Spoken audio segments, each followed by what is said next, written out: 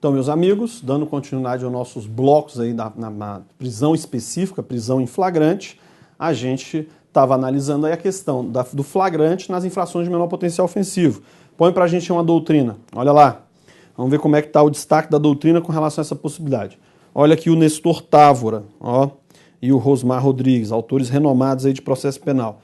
Então, olha só, nas infrações de menor potencial ofensivo, que são os crimes com pena máxima de até 2 anos, cumulados ou não com multa, e as contravenções penais, ao invés da lavratura do auto em flagrante, teremos a realização do termo circunstanciado, desde que o infrator seja imediatamente encaminhado aos juizados especiais criminais ou assuma o compromisso, olha o termo de compromisso, de comparecer quando devidamente for notificado.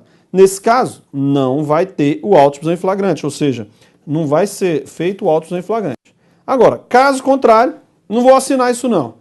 Aí, olha só, o auto vai ser lavrado, vai ser feito o auto de prisão em flagrante com toda a formalização que a gente vai ver que ocorre, e ele vai para o cárcere ou o próprio delegado pode arbitrar fiança, mas isso vai ocorrer depois da lavratura do auto. Então, até nas infrações de menor potencial ofensivo, se o sujeito não quiser assinar o termo de compromisso, ele vai ser feito o auto, que é o quê? Comunicar a prisão para o juiz, pessoa por ele indicada na família, vai ter direito a assistência de advogado, vai o delegado ouvir o condutor, ouvir as testemunhas, vai ouvir a vítima, se possível, vai interrogar, vai indiciar, nota de culpa, e recolhe a prisão ou solta mediante fiança. Então vai ter todo o procedimento. Põe julgado aí pra gente. Tem algum julgado aí?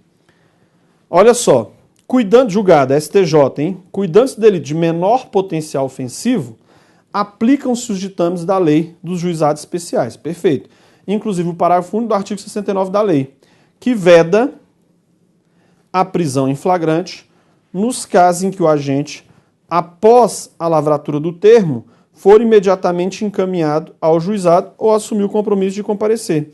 Então, lavrou o termo, ele não vai ser imposta a prisão aqui, veda a prisão, mas na verdade, como fala a doutrina, é a vedação da realização do auto de prisão em flagrante, porque o sujeito já está lá. Tranquilo? Ok? Mais um tópico aí que já falamos um pouquinho, mas pode renovar. Qual é o momento? Porque aqui a gente viu a Constituição, agora já o CPP também trata, e olha a ocorrência aí, ó. Quando que a prisão pode ser efetuada? Em qualquer dia e qualquer hora, respeitada apenas as inviolabilidades de domicílio, sendo que o flagrante, como nós vimos, é uma das exceções constitucionais que permitem o ingresso até no período noturno em domicílio. Vamos para a jurisprudência, olha lá. Em se tratando de crimes permanentes ou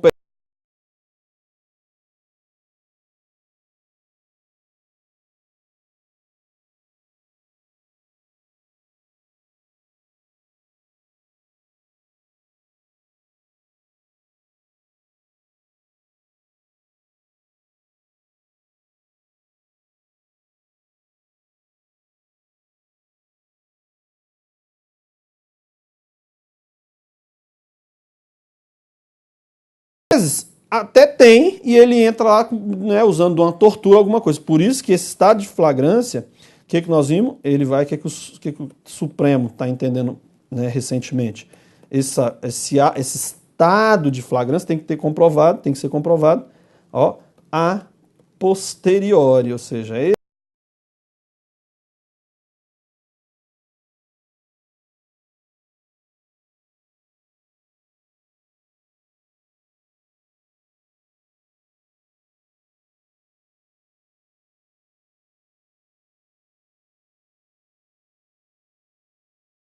entra normalmente. Põe lá agora um do STF.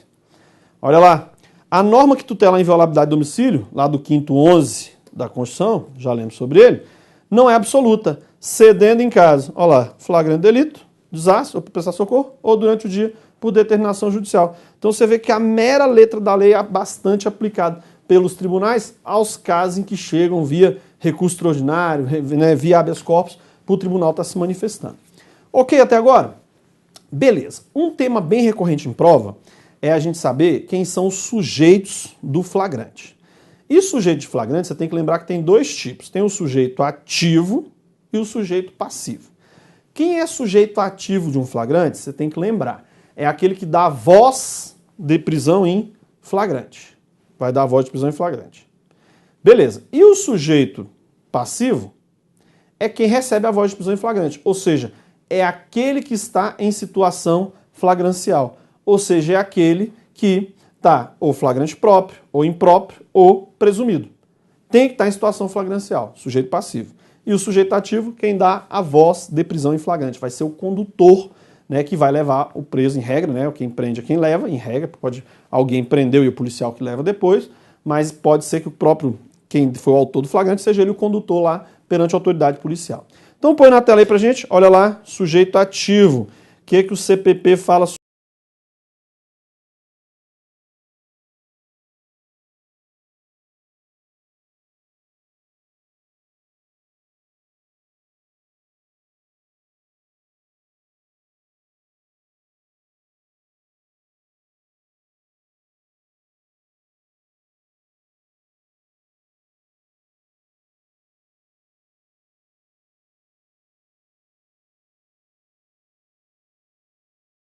quem está nessa condição de autoridade, ela presencia, ela deve efetivar a voz de prisão em flagrante.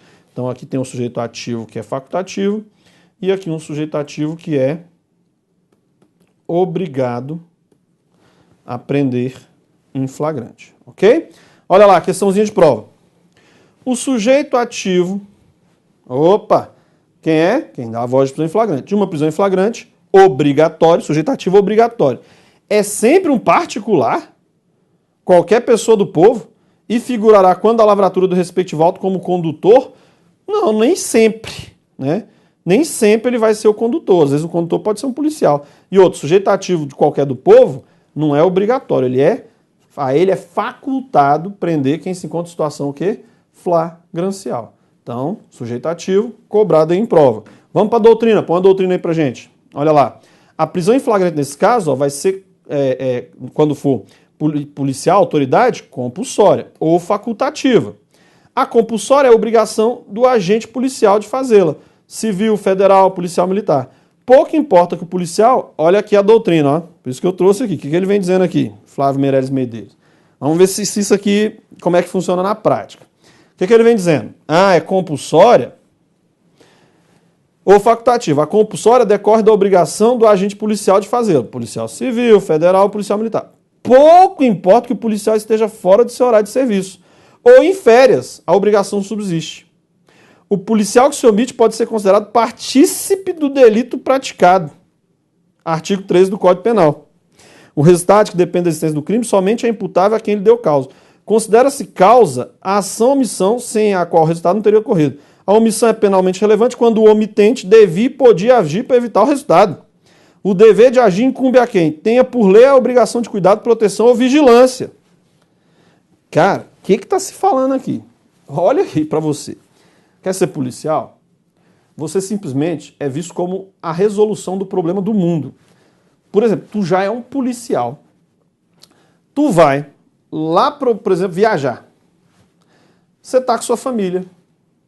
Você vê, por exemplo, uma situação, um sujeito arrombando um veículo. O que tentam imputar a você? Se você vê alguém furtando um veículo, você tem que parar, você tem que dar a voz de prisão em flagrante. E olha o que eu estou falando, se você não der a voz de prisão em flagrante, você pode ser responsabilizado. Pergunto, você está ganhando para isso? Porque uma coisa é você estar no seu horário de expediente. Ok, vai ver lá até no seu expediente se tem o risco próprio você dar a voz de prisão em flagrante. Até ali é considerado isso. Beleza, se você está no seu horário de expediente, você tem que prender em flagrante. Sujeito ativo, obrigado. Se você está fora do expediente, mas por algum motivo se colocou em função, por exemplo, deu uma carteirada que nem pode para entrar em algum lugar, tu se colocou em serviço. Tem policial ali? Tem policial. Se apresentou com a carteira, tu é policial para aquela finalidade. Se tem alguma situação de flagrante, tu é obrigado. Agora, tu de férias, tu vai te obrigar a sair prendendo a galera em flagrante? Isso assim é porque tentam ver o policial como o problema do mundo, mas o fato é, se o policial não fizer, ele vai ser responsabilizado. Primeiro, ele está de férias, ele não está em serviço. Então aqui é uma responsabilização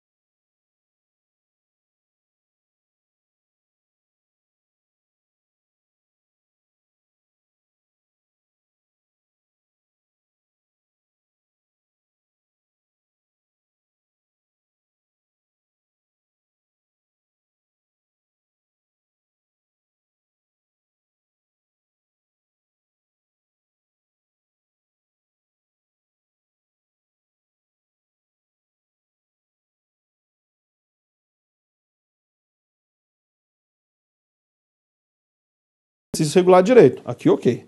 Só achei muito forte falar que vai responsabilizar o policial pelo crime se tiver de férias ou em serviço aí, porque você não está ganhando para isso, você não está no estrito cumprimento do dever legal, porque você não está no seu dever legal. Não sei que tenha na sua regra, quando você fizer o concurso, vai estar lá o seu estatuto, vai estar dizendo, você, inclusive de férias, você tem que agir e tal. Aí, se tiver isso, tu pode ser responsabilizado. Em regra, não tem. Ok? Tem o sujeito ativo e agora nós vamos ver o sujeito o quê? Passivo. O que é o sujeito passivo? É o que se encontra em situação flagrancial, numa das hipóteses lá do CPP. Vamos a eles. Então, olha lá. Sujeito passivo, qualquer pessoa, em regra, porque nós vamos ver que tem algumas exceções, pode ser preso em flagrante delito. Beleza. Olha as exceções. Vamos ver aqui. Ou exceções ou algumas particularidades, que às vezes pode até ser preso, mas com algumas particularidades. Então vamos botar assim, exceções ou particularidades. Ok? Vamos ver. Primeiro, menor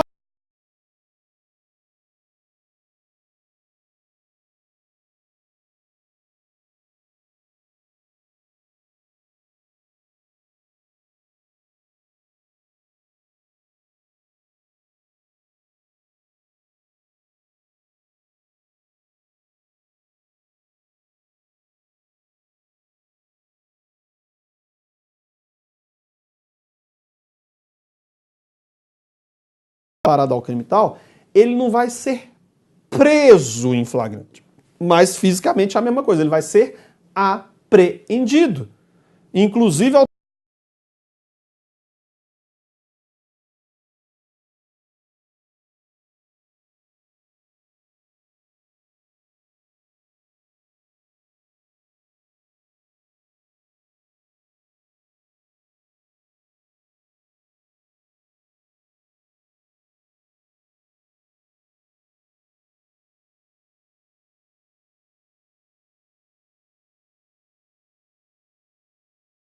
adolescente foi condenado a 3 anos de reclusão.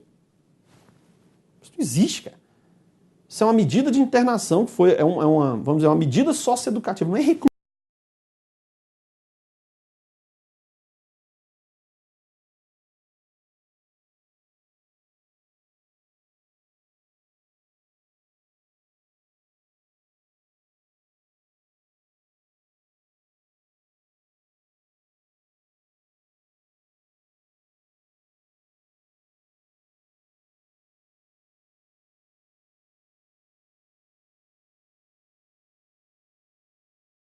Você que está estudando, você vê, opa, isso não é isso que está acontecendo. Então, quando o adolescente, né, o menor infrator, ele é apreendido e vai.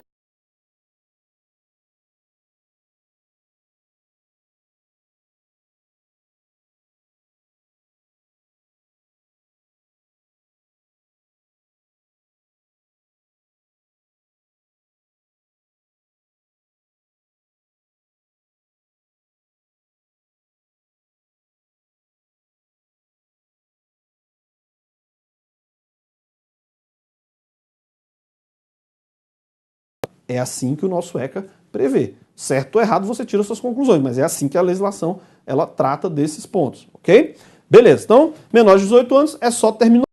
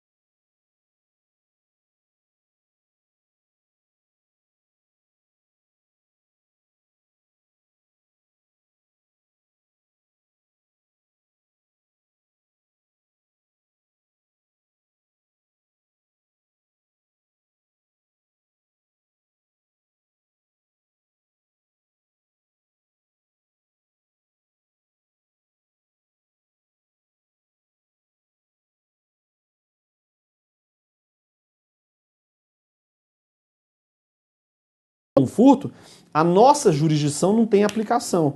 No máximo vai ali ter o pronto de atuação, faz ali um boletim de ocorrência, mas não vai nem sequer começar inquérito, porque não vai ter nem flagrante e nem portaria. Flagrante porque não pode prender em flagrante, e a portaria porque não vai investigar aqui. No máximo comunica para a embaixada ali, para o consulado, que possa ele responsabilizar lá no país de origem.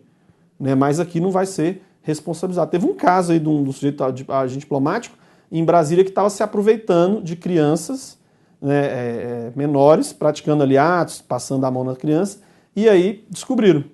Era de embaixada. Beleza, flagrante não pode e não vai ter investigação.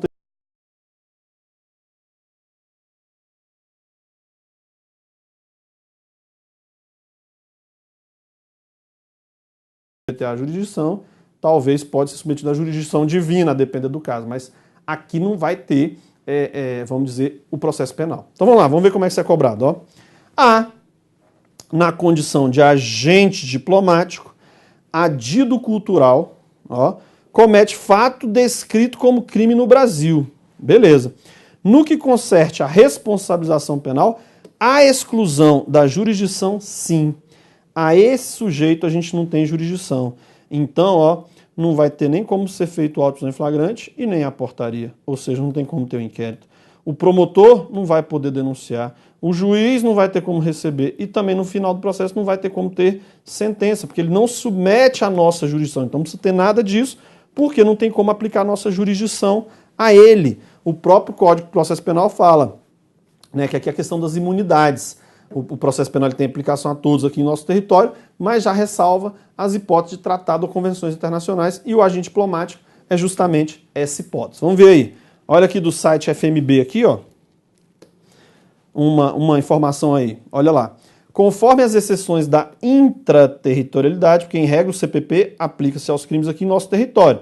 E o Código Penal ele também trata nas hipóteses em que considera outros locais como nosso território.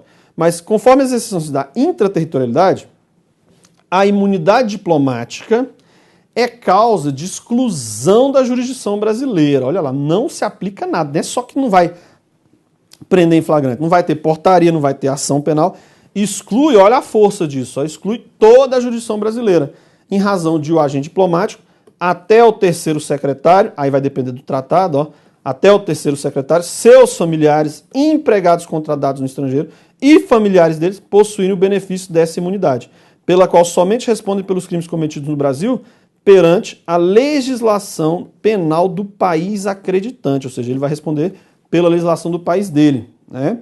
A aplicação da lei penal brasileira é afastada, olha lá, ó, Convenção de Viena, que é esse decreto que regulou as relações diplomáticas entre países. É lá que traz o grau, até quanto que vai ter essa imunidade, quem pode ser beneficiado com isso, o procedimento que deve ocorrer, está nessa Convenção de Viena. Tranquilo? Beleza. Então, olha lá, uma perguntinha. E os funcionários consulares? Olha lá. O funcionário consular e o representante diplomático, não estamos falando aí do agente diplomático, ó. Né? Aqui ele tem que falar ali como o diplomata em si, o agente diplomático, mas esse aqui definitivamente, ó, o funcionário consular, não pode figurar no polo passivo de prisão em flagrante, nem mesmo pela prática de crime considerado grave, aqui não tem isso. Funcionário consular, né? Se for um representante do país diplomático, ele tem lá esse caráter, vai depender da Convenção de Viena, a quem acredita nessa condição de diplomata, aí tudo bem, esse aqui não vai submeter à nossa jurisdição, beleza. Mas o agente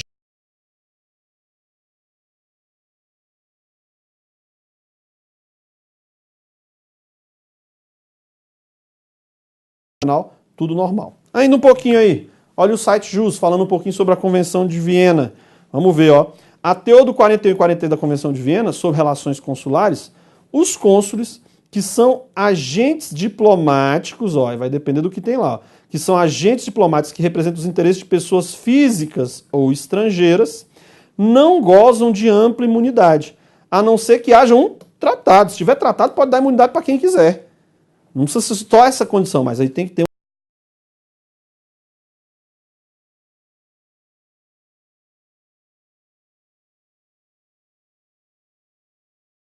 nomeou, como já decidiu o Supremo, ok? Gozando de privilégio a respeito da prisão preventiva. Então, vai depender do que está na legislação, na Convenção de Viena, sobre a quem vai ser estendido isso. Pode ser para um cônsul? Se tiver um tratado do Brasil nesse sentido, pode. Tem que ver, então, os termos da Convenção de Viena, se vai ou não ser aplicado. Então, se num concurso seu cobrar a Convenção de Viena, vale a pena você dar uma lida. Agora, se não cobrar, tem que saber. Se agente diplomático, esse tem imunidade diplomática. Agora, outro